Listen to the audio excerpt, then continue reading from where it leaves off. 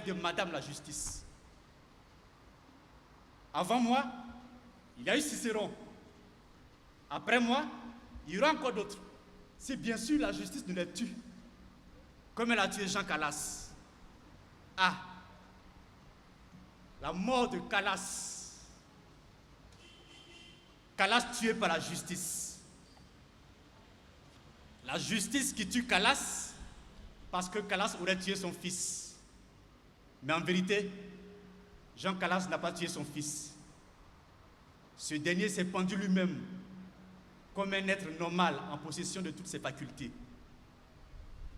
La justice a donc tué Jean Calas à tort. Voltaire en fut offusqué au point de dénoncer dans son traité sur la tolérance, et je cite, le meurtre de Calas commis dans Toulouse avec le glaive de la justice le 9 mars 1762 est un des plus singuliers événements qui méritent l'attention de notre âge et de la postérité. Fin de citation. Justice. Justice, ancienne justice de tous les temps. J'avais jusque-là l'habitude de te voir tuer ceux que tu destines à la guillotine et à la pendaison à travers tes verdicts tueurs. Mais jamais je n'ai cru ton glaive si sanguinaire pour meurtrir aussi l'innocent. Les âges sont passés. Ils sont passés en nombre incommensurable. Les époques aussi. Mais la tradition du justicier est restée inchangée. La justice qui tue celui qui tue a fini par tuer l'innocent. La justice qui tue celui qui tue a fini par tuer Jean Calas. Et pourtant, Jean Calas était innocent. Parfois, pour parler de tes tueries, oh, justice, l'on utilise des termes voilés, à savoir la peine de mort, la peine capitale, la condamnation à mort, même à vie, car tout aboutit au même résultat. Mais les plus courageux, tels que Voltaire et Kurt Rossa, parlent, eux, de meurtre et d'assassinat légal. Nous y sommes. Le mot est lâché. Assassinat imputable à la justice. Qui l'eût cru? Pourtant, si, il arrive aussi à la justice de tuer. Voyez du côté de la célèbre prison de Guantanamo. Regardez bien aussi dans ces couloirs de la mort des États-Unis, où attendent des milliers de personnes. À votre avis, à quoi sont destinés ces êtres anxieux au regard hagard? Ils attendent simplement d'être tués parce que la justice en a décidé ainsi.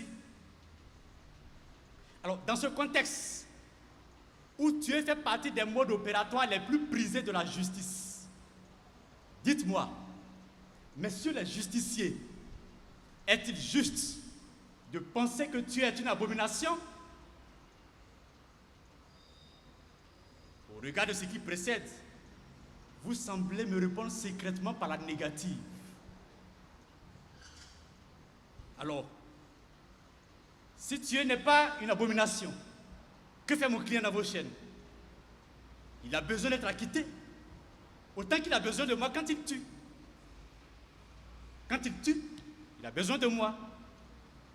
Il a besoin de moi parce que mon sacerdoce est conçu pour tous les humains. Lorsqu'il présente une quelconque vulnérabilité ou lorsqu'il se trouve en situation conflictuelle. Or, il n'y a pas plus vulnérable que celui qui tue, ni plus combattu que celui qui tue. J'en suis conscient. Et je sais que c'est l'heure de les défendre. Cherchez-vous un être redoutable, cherchez-vous un être vulnérable. Celui qui a tué est plus que vulnérable, mesdames et messieurs. Ne savez-vous pas que celui qui tue constitue, hélas, par la force des choses, la cible de tous les heurts? L'on dit qu'il a commis un meurtre et qu'en conséquence, il est ennemi de l'homme, de la société, laquelle croit forcément que celui qui tue n'a pas les mêmes droits que tous. Diantre! C'est une fausse croyance qui fait plus de mal que celui qui tue. j'ai le souvenir très pathétique de Mustapha. Mustapha, un jeune Gambien, mécanicien de profession, qui a involontairement heurté un piéton alors qu'il essayait une voiture dont il venait de réparer le frein.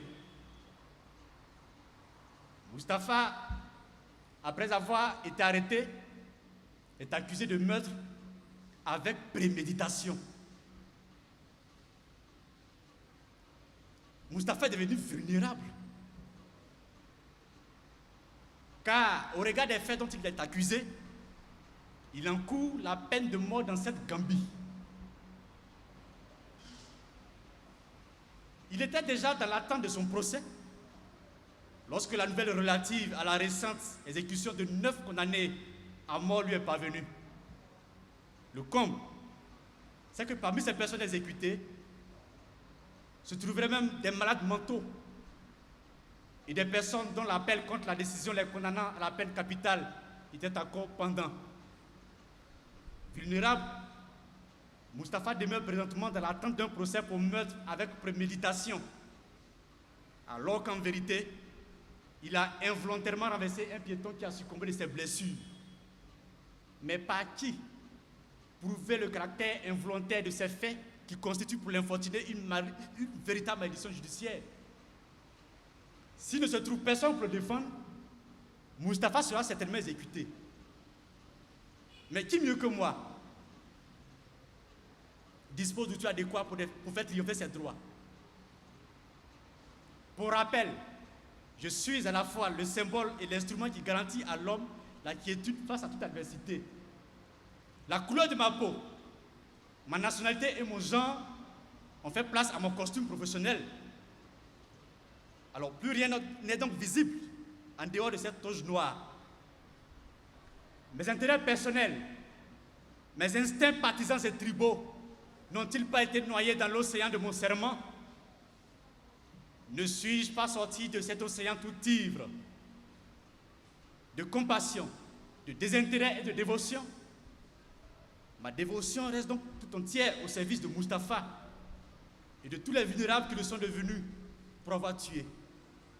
Ils ont besoin de moi, je le sais, et je les défendrai en toute situation conflictuelle. Cherchez-vous un être en redoutable conflit? Le voici, les mains liées. Les policiers le tiennent par la ceinture. Ils le conduisent devant la cour d'assises. On ne l'appelle plus par son nom. On l'appelle celui qui a tué. Il n'a plus d'amis. Personne ne veut s'identifier à lui. Personne ne veut même l'approcher. On le regarde d'un air réprobateur. Le voici, ennemi de tous, marginalisé, bafoué et ridiculisé par tous. On ose même lui donner les sobriquets les plus mortifiants. Raillerie, mais il vit plus que des railleries. Il est en redoutable conflit. Quand il passe, la rage pue, les jurons foisonnent, tous le maudissent. Le parquet lui crache le venin accusateur. Son réquisitoire est une montagne infernale qui s'écroule sur la tête de celui qu'on appelle désormais le tueur. Et tous en sont fiers. N'ai-je pas dit? Croyez-moi, celui qui tue est en redoutable conflit. Le voici, tout seul, dans le box des grands crimes. Personne ne lui parle. Personne ne lui sourit. Qu'attend-il? Mais le procès, vous dis-je, tous sont en erreur. Il le sait. Même les témoins viendront le maudire à la barre. Il est en redoutable conflit. Tous sont contre lui. N'est-ce pas donc qu'il a besoin de moi comme secours? Car moi, en plus d'élever ma voix pour éteindre les aiguillons du parquet, j'ai aussi et surtout l'art sacré d'approcher celui que personne ne veut approcher. Ne savez-vous pas que mon sacerdoce me permet de m'entretenir avec celui qui a tué? Voyez, Je peux le trouver dans le box où vous l'avez isolé. Je peux lui dire des choses à l'oreille. Il peut à son tour me faire des confidences, me dire tout sur la vérité des faits. Nous pouvons même échanger des poignées de main, rire ensemble de la vie, avec la ferme espérance que par ma science et par mes arts, je parviendrai à le délivrer de son abîme. Il a tué, il est en redoutable conflit, et c'est l'heure de le défendre. C'est bien l'heure de le défendre, et j'y prends du plaisir. Car la défense constitue la tâche la plus sacrée de toutes celles qui reviennent à un avocat d'accomplir. Le prestige de cette tâche est fonction de la cause. Plus la cause recèle des difficultés, plus le rôle de l'avocat devient à la fois mythique et sublime. La difficulté de la cause réside dans la gravité des faits. La gravité des faits, quant à elle, dépend de la qualification que la société lui aura donnée. La société a élevé au rang des faits gravissimes le fait de tuer. J'attends qu'on me donne le fondement d'une telle hérésie, dans la mesure où tuer fait partie des banalités, de toutes les banalités qui jonchent l'existence de l'homme. Tuer est un réflexe humain qui, à la vérité, doit être admis comme tel, si l'on conçoit que l'homme est l'homme. Malheureusement, ce n'est point le cas. Et c'est cette méprise sur la vérité sociologique qui justifie ma présence dans ce prétoire. Vous reniez votre essence en croyant abusivement que celui qui tue est un être à la fois marginal et dangereux. Croyez-moi, je vous comprends. C'est parce que vous avez tous peur de la mort que tuer devient à vos yeux un acte répréhensible. Si répréhensible qu'il vous arrive de bannir celui qui a tué et de lorgner même celui qui ose le défendre. Mais l'homme doit-il avoir peur de la mort? Je n'y crois point. C'est pourquoi j'estime de surcroît que la défense de celui qui a tué n'affecte guère mes valeurs que j'ai cachées dans le coffre de ma confrérie. Pour moi, avoir conscience de défendre celui qui a tué me porte à la cime de la jouissance que je tire de l'exercice de cette sacrée mission qu'aucune opinion ne peut limiter, ni même l'indigence de mon client, que j'ai d'ailleurs accepté de défendre gratuitement. Banalité des banalités. Tuer est une banalité humaine. Celui qui tue n'a pas moins de droit que quiconque. Il a tué, il est comme tous. Messieurs les justiciers, sauf à me dire ici publiquement le contraire, vos intentions les plus intimes restent la recherche du bien, le bien de l'homme. Dans cette logique, il reste entendu que vous aimez l'homme.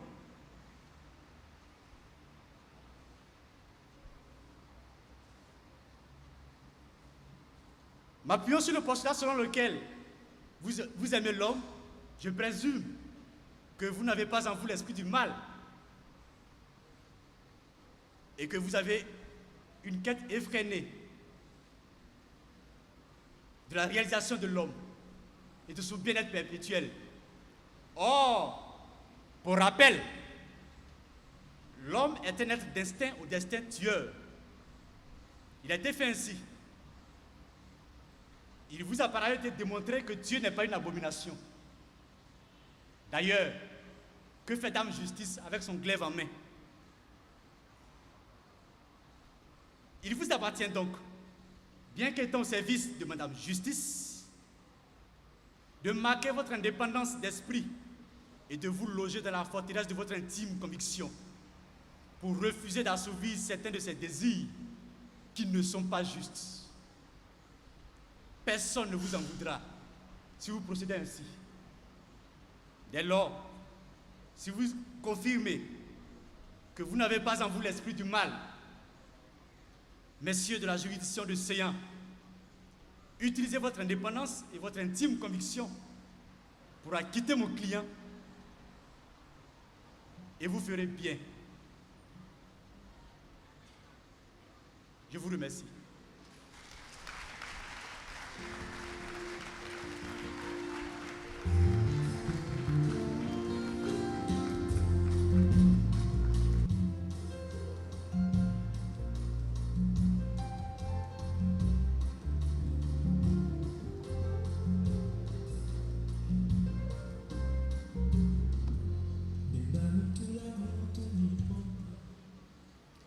Vous l'avez constaté, chers confrères, Maître Kwabena a présenté une défense de rupture.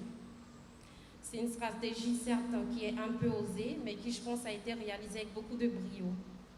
Je pense que son client aurait reçu quand même l'acquittement. Maître Lika Nomopieux, Bénézia. Premier secrétaire.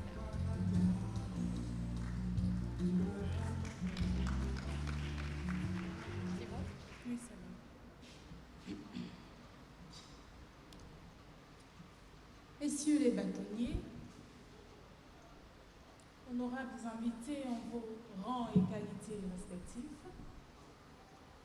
messieurs les membres du Conseil de l'Ordre, mes chers confrères, mesdames et messieurs, il a tué, je le sais, et je le défendrai.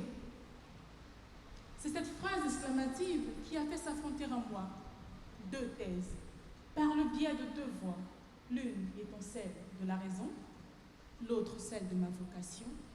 Et cette confrontation épique, je m'en vais la partager avec vous. Il a tué, je le sais, et je le défendrai. Pourquoi? Pourquoi? Et l'interrogation que cette exclamation ne manque pas tout de suite de susciter. Car cette phrase, lancée comme un pavé dans la mare, ne manque pas tout de suite d'éveiller ce que nous avons de conscience morale en nous et de nous pousser à nous interroger. En effet, nous, êtres humains, dotés de la connaissance du bien et du mal depuis Adam et Ève, nous dit la Bible, savons que tuer, c'est mal. Et même en sortant de la vision judéo-chrétienne de l'être humain, nous vivons dans une société organisée et policée, laquelle a, pour des raisons évidentes qu'il serait superflu de reprendre ici, prévu des règles qui garantissent les libertés individuelles. L'une d'entre elles, et non des moindres, qui fait écho à la morale, est l'interdiction d'ôter la vie, de tuer. Le bon sens, ou plutôt le sens commun, aurait voulu que l'exclamation que nous débattons, pour être plus acceptable, recèle la conjonction « mais » au lieu de « et ». On aurait alors « il a tué », je le sais, mais je le défendrai. Ce qui laisserait supposer une certaine magnanimité dans le choix de défendre, alors que le « et » sonne comme un défi. D'où, certainement, le pourquoi que suscite inévitablement l'exclamation que nous débattons. Pourquoi le défendrai-je? Le « je », J-E, présent dans cette phrase, m'interpelle personnellement quand une voix, certainement celle de la morale, se fait entendre. Et elle me dit « Non, je m'y refuse. Cette phrase-là, ce n'est pas moi qui l'ai prononcée. Comment l'aurais-je pu alors même que défendre un criminel est contre nature? Ce qui est naturel, c'est l'assertion de Cyriaque Georges dans l'introduction de sa thèse intitulée « De la défense en matière criminelle » et qui est la suivante. Un crime est commis. Telle personne est soupçonnée d'en être l'auteur. La société dont je suis un élément a le droit, le devoir de rechercher un coupable, d'établir sa culpabilité et de le punir. C'est plutôt à cela que je, J-E, devrais aspirer et non au contraire. À ce moment-là, il me revient, comme pour soutenir la thèse épousée par la voix, le souvenir d'une affaire dans laquelle un père de famille avait réuni femmes et enfants dans la cour familiale et, ayant ligoté l'une de ses filles à un poteau, l'a immolée devant tous après l'avoir aspergée d'essence parce qu'il la soupçonnait d'être une sorcière. La voix répond alors, m'arrachant à ce pénible souvenir, comment un criminel capable d'un crime aussi odieux, au paroxysme de l'horreur, peut-il prétendre à la défense? Dieu même, miséricordieux, lent à la colère et riche en bonté, plein d'amour, nous dit la Bible, n'a-t-il pas prévu l'enfer? Non, me redit la voix, cette phrase-là, je ne peux me l'approprier. Alors moi, devant son argumentaire, somme toute assez convaincant, je suis encline à l'admettre lorsqu'une autre voix, venue du plus profond de mon être, me fait m'interroger. Ne suis-je pas avocat? Certes, s'empresse de répondre la première voix, et les règles de déontologie qui gouvernent ma profession me permettent de refuser les cas qui heurtent ma conscience. Et la seconde voix de rétorquer. Mais encore, c'est alors que je me mets à réfléchir. Mieux réfléchir sur cette phrase-là. Il a tué, je le sais, et je le défendrai. Moi, je suis avocat. La défense, le conseil exercé dans le respect des règles de mon ordre, de l'ordre public, des bonnes mœurs, constitue mon ministère. La défense est mon ministère, oui. Mais pourquoi défendre? Et qui défendre? Pour le pourquoi, je réalise que sans l'assistance d'un avocat ou de la possibilité de se défendre, les uns et les autres seraient laissés seuls face à un système judiciaire qui se montre la plupart du temps d'une implacable rigueur. Et c'est pourquoi le droit à la défense a été consacré à travers les époques par des textes de référence qui restent une boussole pour nous, avocats, mais aussi pour nous, êtres humains. La Déclaration universelle des droits de l'homme et du citoyen, la Charte africaine des droits de l'homme et des peuples, notre Constitution. Pour le qui, il se trouve en un point douté dans la description de cet homme en situation qui appelle à défendre et que les textes que je viens de citer ont entendu protéger. Cet homme-là qui existe depuis des siècles, pour ne pas dire depuis la nuit des temps, et dont l'existence a conduit à la naissance de la profession d'avocat, puis, plus tard, à l'affirmation du principe du droit à la défense.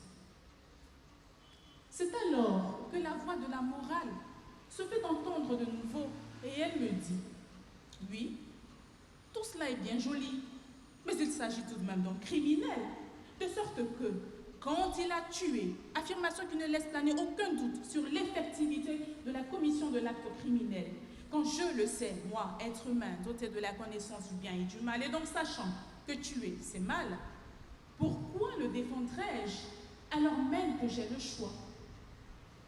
Parce que je suis avocat, donne la seconde voix, que je n'arrive pas encore à définir.